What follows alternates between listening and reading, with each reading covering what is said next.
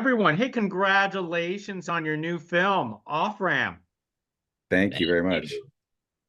It is so exciting to watch films like this because sometimes you have no idea what you're actually expecting. And I thought it was just a road trip film, but it's more beyond than that. But let me throw the first question to Nathan. Tell us where the original idea actually came from for Off Sh- Ramp. Yeah, no problem. So I was kind of aware of Juggalos. I bought a Insane Clown Posse Chicken Hunting maxi cassette single back in the day.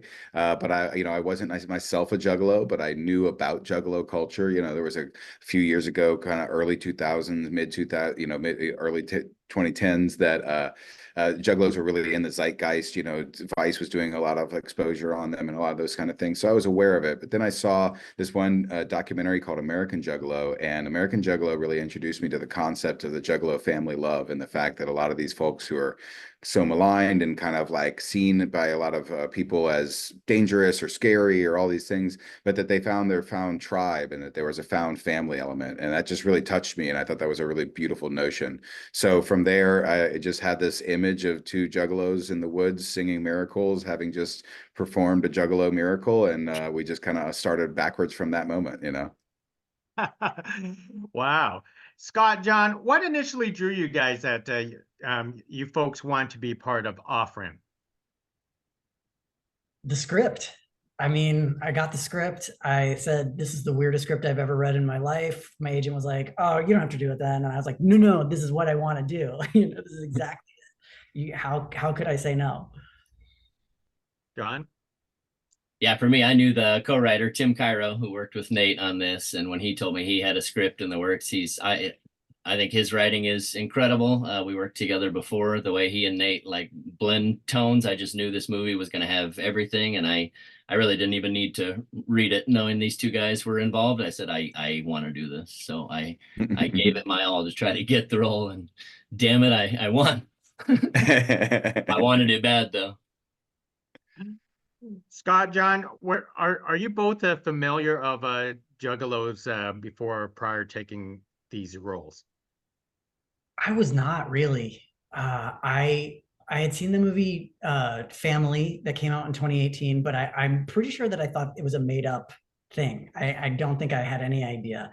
And so when I got the role, I started watching the documentaries that are out there and started listening to the music. And one thing that I could really tell was that they were being misrepresented. I have a very kind of I can tell that right off because I'm part of a culture that is misrepresented all the time in media too. And so it's like, okay, I'm excited to get to show people who these folks really are, because that's very clear in the script that that's what's going on. John? Yeah, and I grew up listening to heavy music, and I thought I knew what a juggalo was. It's like, yeah, it's just some crazy person that listens to Insane Clown Posse. But once I read the script and again start diving into these documentaries that Nathan sent us, I did not know them at all. And I really thought I did. I had 2, 3 of their albums growing up. I had a shirt growing up. I never knew it was about this found family accepting you as you are thing. I just thought they were crazy people that like to get effed up all the time, but I was definitely wrong there. Beautiful people full of love, as we've learned by meeting so many of them in real life. So Nathan, when you are crafting this story, what are the common themes of Juggalos that you actually researched and found out that you want to put into your film? I guess what I want to say is that you could have easily done it with any type of concert fans. It could have been two Taylor Swift fans going across country for all we know. Yeah, I mean, I think that for me, so much of the Juggalos, Taylor Swift fans aren't quite as misrepresented, I think, as Juggalos are. And I think that, that to me was something that was really special. And I think that Juggalos, are some of the themes, not only of the found family and the tribe, but there's so much more mythos going on within the Juggalo community than there is with, like, say, Taylor Swift or even, Deadheads or Kiss Army. Like there's so much more going on. There's this whole idea of the Dark Carnival and this like almost religious aspect to the whole thing. And like these people are not, Juggalos are the kind of folks who have like not just one, but like multiple tattoos of like the bands and the things on it. This is an identity that they have taken. This is not just something that's casual. Swift, you know, a Taylor Swift fan, you know, you might see, and you don't see them outside of it. They don't necessarily look like anything, but a Juggalo, you see them outside and they have Juggalo tattooed on their arm. They have, you know, it is, they embrace it so much, and it's such an, and I just found that to be so unique and interesting, and so for someone to love something so much and to be such a part of it. And I think so much of like what we do, you know, whether you're a cinephile or a music fan or a thing like that, it's like we all have these things that are part of what our tribe is. They just really kind of like have like distilled it down to like one thing that I think is just so unique and very inspiring. You know, it's like because they know more than anyone like what they want out of it and how to kind of get it. And I just thought that was so unique. And to be like to see this, you know, feeling of like you might prejudge this person because they look like this, but yet they act like maybe more Christian than some Christians do. And I thought that was such a beautiful notion and a way to just a rich thematic element to make a film about. So Scott and John, how did you two actually delve into your roles? How much research did you actually put in? Did you have to go to Juggalo events or be a Juggalo for a day to get into this role? Well, I did have to wear that hair, and that very quickly set me apart.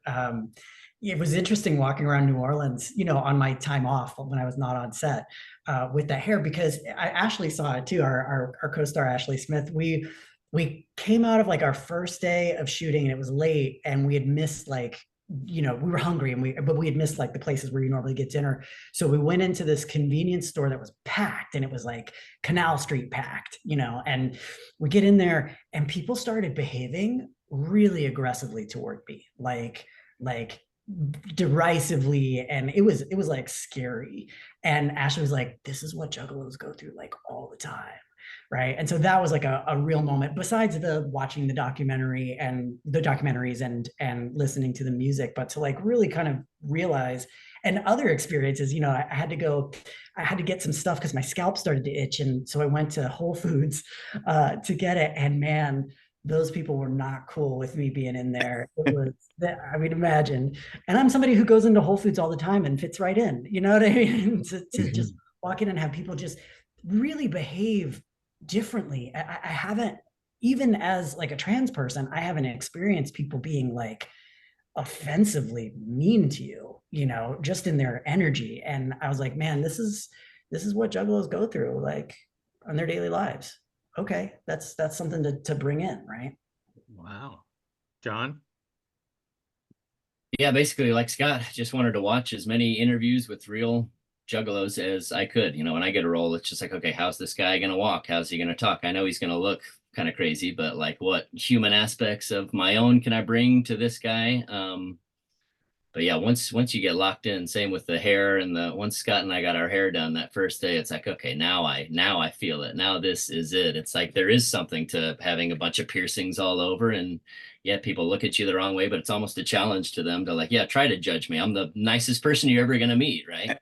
So it's kind of cool to throw that in their face. But yeah, as far as research wise, I was just blown away by how sweet they are. So I wanted to bring a human kind of loving aspect to it while also looking super extreme.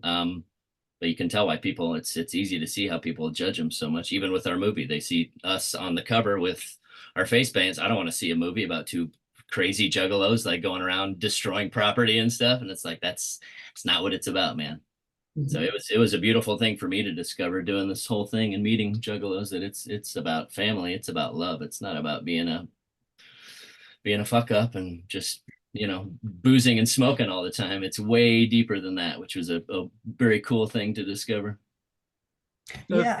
One other thing, you know, when I started reading about it, I started, you know, going online and going into the online communities and stuff. And I didn't realize until then how much trauma folks have been through, and how the concept of family, you know, that folks come from really hard up places that they may not be welcome in their families for various reasons, and that they created this family together. And you know, I also come from a community that does that for each other, right? And so I could really connect on that, but I had no idea, again, kind of judging the book by its cover, I thought this was just about partying and being stupid kind of thing. And the realness from which it comes was really brought me in deep to the project.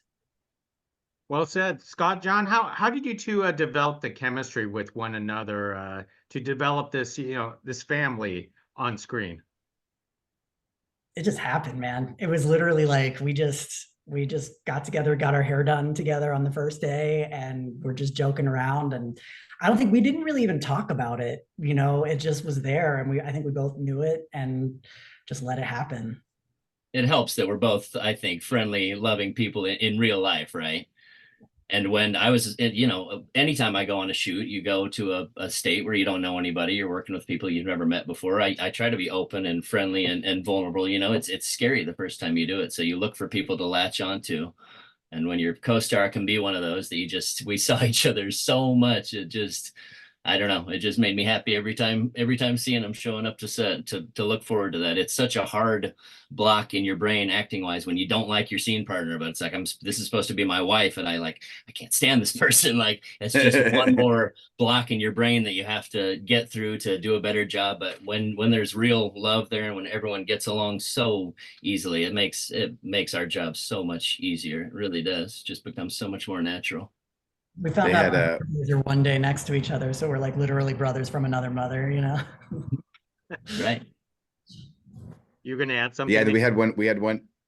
I was just going to say we had one day where we did a lot of the van photography where it was like we were outside shooting from the camera car. Most of the stuff that's in the opening credits, and these two were just stuck in the van. We were basically, I was in another car with the camera. They had like one PA sometimes like riding around the back of the van with a walkie-talkie, and so they just had 8 hours of just gabbing and hanging out and just chatting, and I know that. They told me afterwards how much they got to, they were like, I was like, oh man, sorry, you guys are just like sitting in the car. And they're like, what are you talking about? We're having a great time. And I was like, hell yes. So it is a very 25 fake joints and drinking fake beer all day. It is a challenging thing to be like, hey, two strangers here now be best friends for life. But these two did an unbelievable job, and you can see it in the film. Wouldn't be what it was without their connection, because it is, and we constantly get those compliments that the connection between the two of them and the chemistry is just off the charts, and it absolutely is.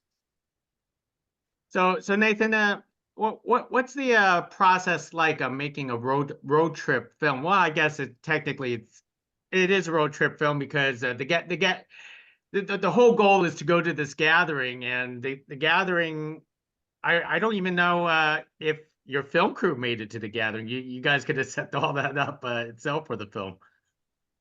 Well, I went to the gathering in 2021 and was there. I photographed a lot of the kind of B-roll that you see of Juggalos at the gathering of the Juggalos. And also that's where I really got to meet some of the Juggalos that I've been talking to, Scotty D and Jimmy Soda and Chris. I talked to all of them about, just kind of about their life.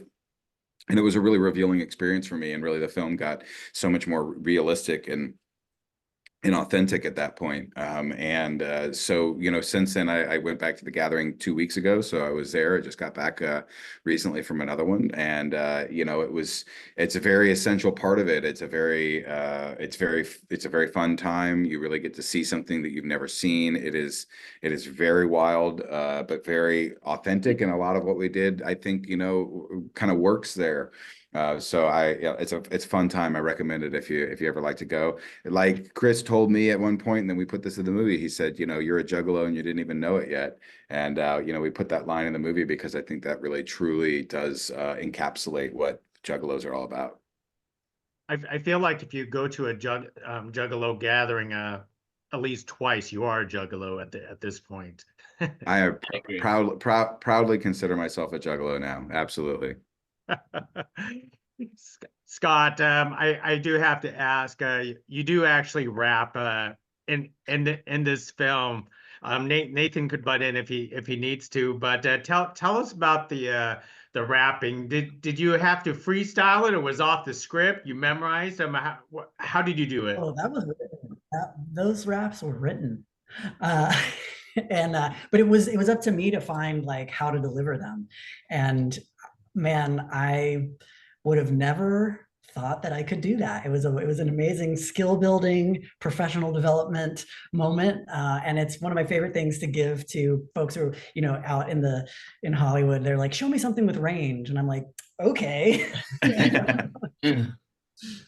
It was fun, and it was I did a few little ad libs because they felt right, you know, and that was the best part, was like realizing that, like, oh, I have a feel for what this should be. Cool, you know. It was a lot of fun. The surprise on Trey's face in the diner is real. When you got up there, it's just like, oh my God, man, Scott's so fucking good. This is awesome. It's not easy to do. I mean, just having never rapped before, just to get the tempo and I was blown away. I thought we'd have to do that like 20, 30 takes. Like, he's not just gonna be able to get up there and start like spitting verses, but I think what I had Scott Turner to do, Schofield, everybody. thank you very much. What I had to do was just decide, if it was not going to be good, that was fine. Like, if what I just could only bring what I could bring to it, and if it came off stupid, okay, that's going to be what it is, and we're all going to see it, and that'll be fine, because that's what that informs what you think the character is. And the fact that it came out well was just extra. So true, so true. And Nathan, you know, without going into deep into spoilers, tell us about the third act, the violence and gore. That must have been a whole lot of fun for Jon and Scott to enact with that third act. Yeah, there's some pretty extreme things that do happen, particularly the very large thing that happens in the woods. And you know, Scott can tell you, I mean, I have there's footage where we've rolled but we haven't said action yet, and Scott's standing there and I can see him and he's going, it's not real, it's just not real, it's not real, it's just not real. So go ahead, Scott, talk a little bit about that. You need to find that footage, man. It was a very, very gory thing happens. It's worth it, and it's well telegraphed. I will say, for people who are like, oh, I can't, you know that it's coming, so you can close your eyes, and you don't. It's fine. But doing it, we had an amazing, what would you call that? Like, what do they call special effects? Special effects team, man. They were incredible, and it was so real that I went into like shock, because I felt like I was like doing that. Even right now, I'm like, I got a little bit of PTSD from it, but it was worth it. It was amazing. There's and you can behind the scenes photo of Scott. There was raining a little bit. Someone's holding an umbrella over him. He's just smoking a cigarette. Scott does not smoke cigarettes. I went right after that scene. Who's got a cigarette? I guess.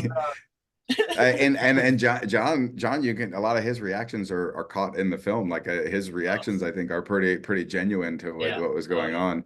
But you know, also too, to speak to the gore too. I mean, it does have a very triumphant purpose. So I think that's one of the cool things about it is, even though it is gory, the reason behind it is really worth watching for.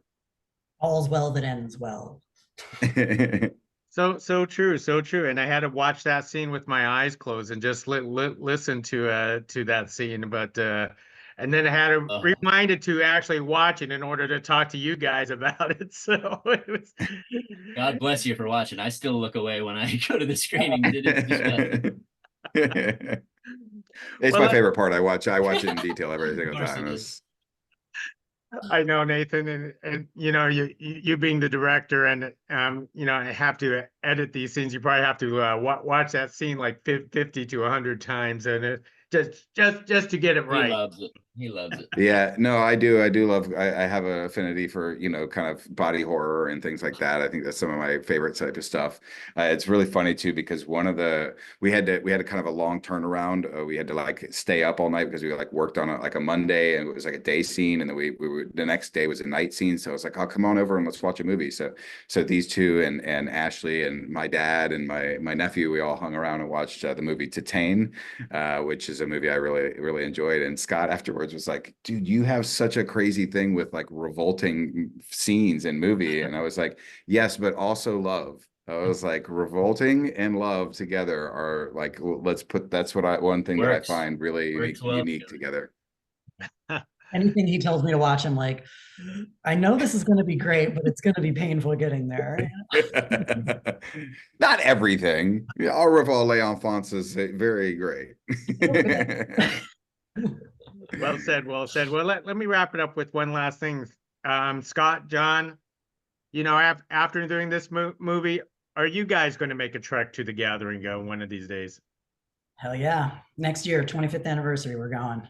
We are laying the groundwork to go. Next year is supposed to be a big one, 25th year. Hopefully there's some, yes, a little bit of a cult following here. Maybe we can screen it there. I want to go either way, 100%. I already told my wife I'm going. I'm going to mark the calendar so she can't give me any shit when it rolls around next year. And I bet, Nathan, you're going to be there for sure. Oh yeah, we would love to go. I mean, this one, it was really great to be there this last time. A lot of juggalos are like aware of the movie because of the kind of viral marketing that's been going on and the kind of the fact that it's been around for a couple of years. And so juggalos were really aware and are very excited about the film. So I really can't wait to go back. I told these guys, I'm like, we're all kind of Jugga-famous now. So you know, we got to go back and be good to our crowd. That is great.